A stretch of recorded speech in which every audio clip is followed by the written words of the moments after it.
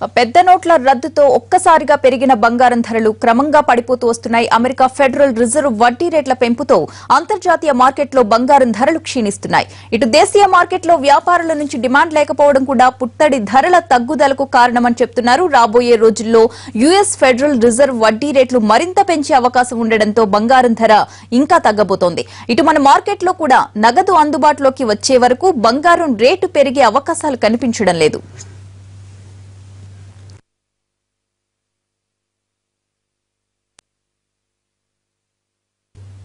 దేశంలో నోట్ల రద్దు తర్వాత ప్రారంభ దినాల్లో వేగంగా పెరిగిపోయిన బంగారం ధర ఐటీ దాడులు కేంద్రం డేగ కన్నుతో భారీగా పతనమైపోయింది. బ్లాక్ గోల్డ్ పై ఐటీ ఈడీ దృష్టి పెట్టడంతో నల్లబాబులు బంగారం కొనుగోలుకు వెనుకడుగు వేశారు. దీంతో దేశీయ మార్కెట్లో పుత్తడికి డిమాండ్ తగ్గింది. ఇక సాధారణ కొనుగోలుదారుల దగ్గర ధనం లేకపోవడంతో నగలు కొనేవారు కూడా కరువయ్యారు. ఢిల్లీ బులియన్ మార్కెట్లో గత వారం బంగారం ధర ₹130 తగ్గడమే దీనికి నిదర్శనం అంటున్నారు నిపుణులు. క్యాష్ కష్టాలు తీరే వరకు బంగారం రేటు పెరిగే అవకాశాలు లేవు.